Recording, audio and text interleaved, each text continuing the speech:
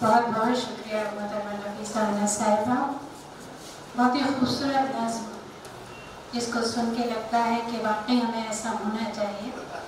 तो जो भी आपने तवक्को इस नज़्म में की है नुसरत से, तो नुसरत कोशिश करेगी कि उस पर खरी उतर जाए, उसकी कोशिश करेगी। बहुत शुक्रिया। वैसे सदारती खुतबा कुछ तो डॉक्टर मेहताब आलम साहब ने दे दिया था, उसके बाद थोड़ा बचा था तो मोहतरम डॉक्टर अंजुम बाराबंगी साहब ने दे दिया। मेरे लिए बहुत ज़रा सा मामला है। बस इतना कहूँगी साजिद प्रेमी साहब कि आपका बहुत शुक्रिया और आपको बहुत बहुत मुबारकबाद कि आपको, मैं तो गोलबसी कहती हूँ कि हर साल 2 या 3 4 नए लिखने वाले, नए शेर कहने वाले आप निकाल लाते हैं भोपाल से ही। और कई बार हम उर्दू अकेडमी में भी उनको दोबारा मंच देते हैं। ऐसा महसूस हो जाता है कि इनको आगे मंच मिलना चाहिए। नफीसा साहिबा ने एक बात कही थी कि जो भी यहाँ, क्योंकि ये बड़ा मंच है नए लिखने वालों के लिए, तो जो भी यहाँ पेश कर रहे हैं वो वाकई लिखा के लाया करें और तब यहाँ पेश किया करें, क्योंकि यहीं से आपके बहुत आगे के रास्ते खुलने शुरू होते हैं। कम पढ़ें, कई बार 3 या 4 गज़लें नया लिखने वाला, नया शेर कहने वाला जब पढ़ता है तो 1 या 2 गज़लों में तो वो नहीं पकड़ा जाता, लेकिन जब 3 या 4 पढ़ता है तो फिर वो पकड़ा जाता है। इसलिए कम पढ़ें शुरू में, और वाकई जो भी पढ़ें उसे खूब अच्छी तरह उस्ताद को दिखा लें या जो भी उनको बेहतर लगता हो उनको दिखा के तब यहाँ से पेश करें। और साजिद प्रेमी साहब का तो बहुत ही बड़ा प्लान है कि वो रिकॉर्ड करेंगे 4 या 5 लोगों को और बाकायदा वो वायरल किए जाएंगे, क्योंकि शुरू में ज़रूरत पड़ती ही। लोग ये कहते हैं कि हमारा शेर वायरल नहीं हो रहा, हमारी शायरी वायरल नहीं हो रही, लेकिन कहीं ना कहीं जैसे पहला मंच होता है, ऐसे ही अगर आज हमें सोशल मीडिया है हमारे पास, तो शेर वायरल करना भी शुरू में दानिस्ता हमें करना पड़ेगा, जानबूझ के करना पड़ेगा, तब जाके वो लोगों तक पहुँचेगा। और अगर उसमें कुछ पोटेंशियल है तो फिर और आगे बढ़ जाएगा। तो मैं इस आइडिया के लिए भी, जो बिल्कुल इनका ओरिजिनल है, साजिद प्रेमी साहब को मुबारकबाद पेश करती हूँ। मुझे आपने मसनद सदारत पर बैठा दिया, इस काबिल समझा, इसके लिए भी शुक्रिया अदा करती हूँ। और आप सबसे इजाज़त चाहती हूँ, चल शेर पेश करती हूँ। अंजुम भाई ने भी नहीं सुना।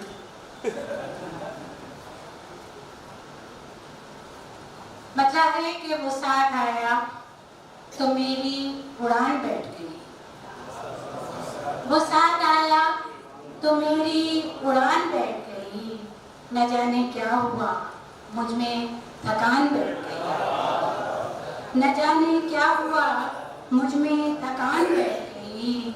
फिर इसके बाद परिंदे ज़मीन पे गिरने लगे, फिर उसके बाद परिंदे ज़मीन पे गिरने लगे, किसी की आह सरे आसमान बैठ गई, किसी की आह सरे आसमान बैठ गई।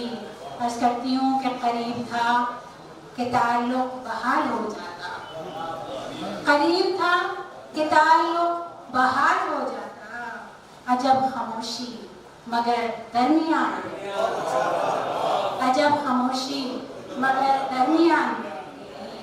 और हवेली छोड़ के सब लोग चल दिए, लेकिन हवेली छोड़ के सब लोग चल दिए, लेकिन हर एक हुजरे में एक दास्तान बैठ गई, हर एक हुजरे में एक दास्तान बैठ गई। बहुत शुक्रिया। और बुलंदियों पे पहुंचकर मैं खुश बहुत थी, मगर बुलंदियों पे पहुंचकर मैं खुश बहुत थी, मगर ज़मीं की समत जो देखा तो जान बैठ गई, ज़मीं की समत जो देखा तो जान बैठ गई, ज़मीं की समत जो देखा तो जान बैठ गई। और मक्ता की ज़बान दराज़ों से नुसरत कहाँ तलक लगती, ज़बान दराज़ों से नुसरत कहाँ तलक लगती, तो दिल पे सब्र की रखकर चट्टान बैठ गई, ज़बान दराज़ों से नुसरत कहाँ तलक लगती, सो दिल पे सब्र की रखकर चट्टान बैठ गई। बहुत शुक्रिया।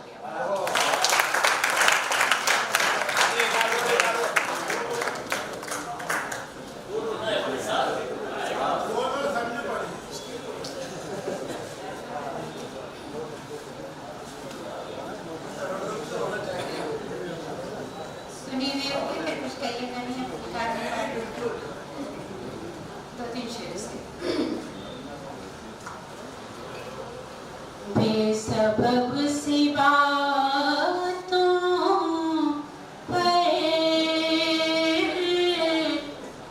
रंजिशें रुलाती हैं। बेसबब सी बातों पर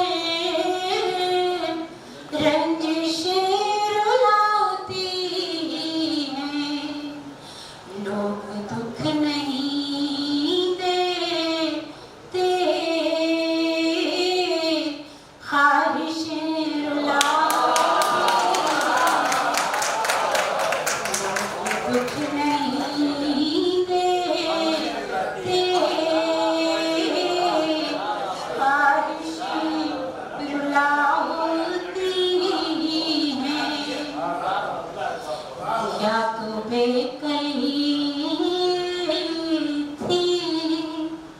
क्यों जमूद तारी है,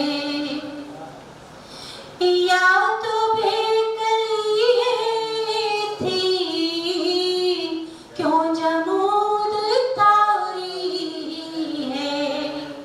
और जमूद टूटा तो गर्दिशें रुलाती, जमूद टूटा तो गर्दिशें रुलाती हैं। आज ज़ीनिदामत है, अश्क गम ये बेचैनी। आज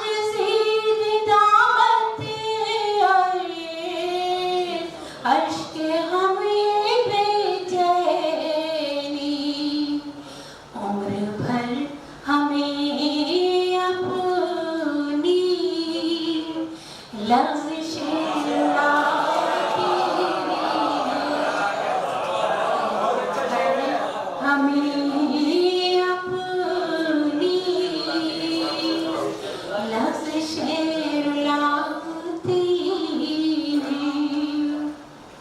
पेश कर रही हूँ।